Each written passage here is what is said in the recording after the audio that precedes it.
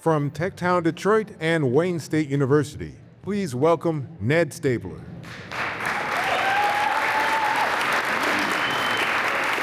I'm going to need you to stop. I'm going to need you to stop telling kids they don't need to go to college. And I'm going to need you to stop telling their parents that college is too expensive. And don't get me wrong, College is too expensive. I think college should be free. And when I'm done, I hope you're in agreement. but I need you to stop. Because we need more people with college degrees. And a college degree is the best investment you could make in your future. I'm Gen X, and I'm going to drop a ladder down for you right here. Over the last 8 years, people's confidence in higher education has dropped by more than 20% in just 8 years. Now, interestingly, while they don't believe in college necessarily, they love their local college. They love their alma mater. You know how that works, right? You've seen the headlines because they get those clicks. College isn't worth it anymore. It's too expensive. It's a bad investment. You're going to end up an English major, a history major, and never make that money back. Don't go to college.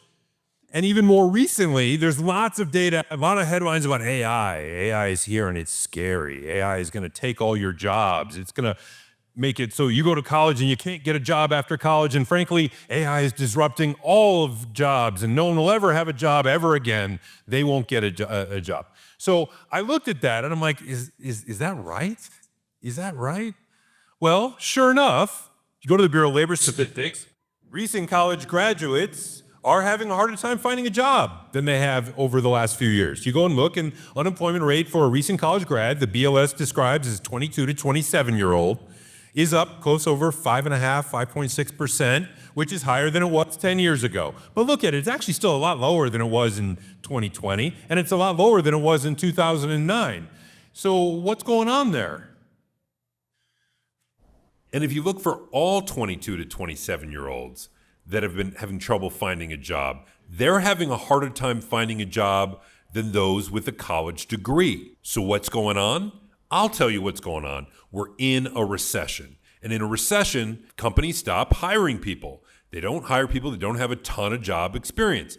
22 to 27-year-olds. College graduates solving problems. So if that's not right, maybe the whole story is just upside down. Maybe the data says the opposite. So let's dig in and see what the data really tells us.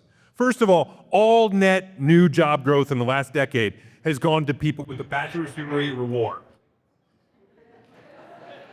Now, I'm not saying that there aren't people without a bachelor's degree who haven't gotten a job. Of course they have.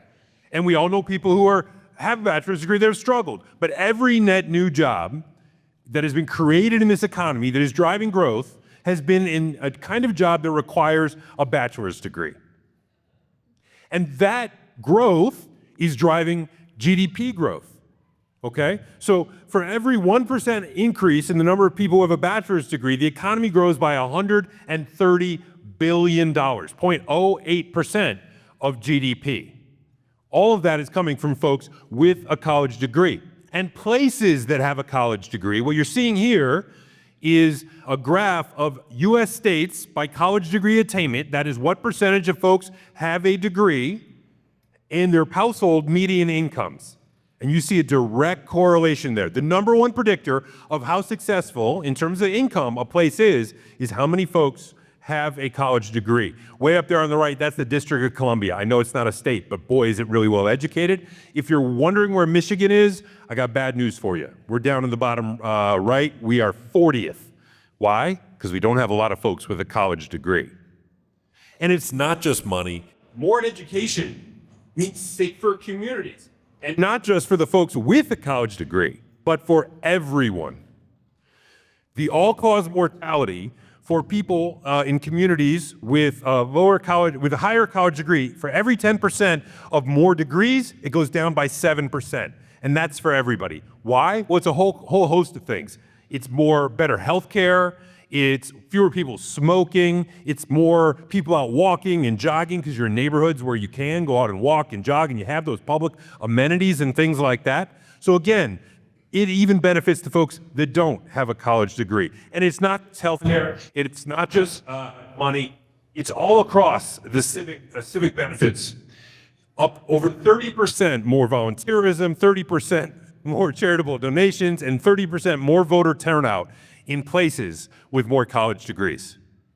Okay, so I hope we can all agree that having more college degrees is good for a community, but what about for a person, an individual? We hear all the time, college is a bad investment. You're not gonna make that money. You got a history degree and you're not gonna be a history teacher, right?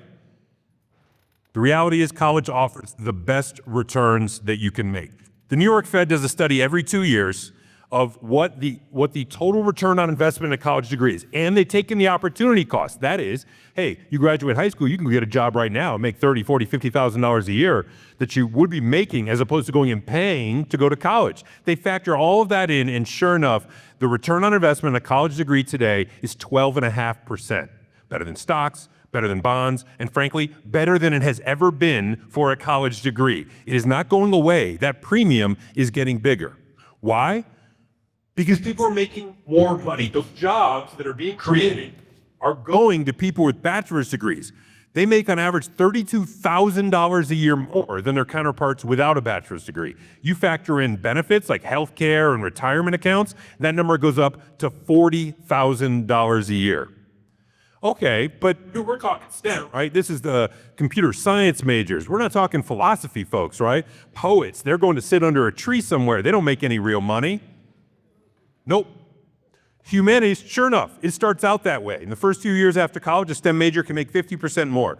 But they start catching up. And by age 40, humanity majors on the whole make just as much as STEM majors. And then in your 40s and your 50s, those prime earning years, many humanities majors make even more than their STEM counterparts. Why are philosophy majors making more money than engineers?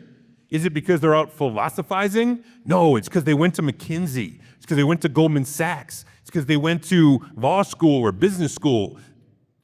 Why? Because the real payoff in getting a BA, when you get a BA, you're not learning English or history or math or science or even computer science, whatever it is. You are learning how to think critically, how to collaborate, how to communicate, how to work in teams, how to solve problems like broken mics at TEDx's, all right? And this isn't only useful if you're standing on stage. The reason why they have these little bars out here is because these are what employers told us they wanted. These are the top 4 skill sets that employers are looking for. And let's talk about cost for a little bit. Everybody says college is so expensive. The average cost that people pay out of pocket after all their fees and whatnot or their aid is $30,000 for the full 4 years. I work at Wayne State, top 100 public university. 60% of the kids there right now are paying nothing, $0 out of pocket. And okay, well that just means they have a huge amount of debt. Nope. More than half the folks who graduate from college have zero debt. More than half of them have zero debt, and 80% are less than $30,000.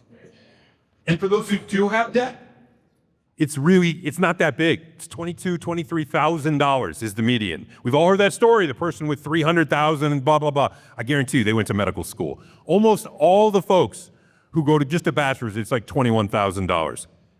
And the payoff is they make $1 million more over their lifetime. If I told you you could invest $22,000 and you make $1.2 million, you'd all do it, right? That's going to college. And it's not just the instant return, it's stability. Less unemployment, less poverty rate. And just like early career folks, over time, everybody with a bachelor's degree, whether storms more than folks without one. So in 2020, you saw unemployment rate go up for people with a bachelor's degree. Went up to 5-6%. Folks without, it went up to 16%. 2009, the same. Went up again, but not nearly as much for folks without the degree. But here's the kicker. Yeah, money's good, stability's fine, and all that. A college degree now means you will live almost 10 years longer on average than a person without one. 10 years. The premium has gotten that large. So look, degrees transform lives, and I get it. It might seem hard to do. There might be barriers, but it is the best investment that you can make as an individual, and it's the best investment that we can make as a society. That's how we reduce the disparity in incomes in this country, is we make sure everybody gets the skills they need to survive. Not soft skills, essential skills in the 21st century. Thanks.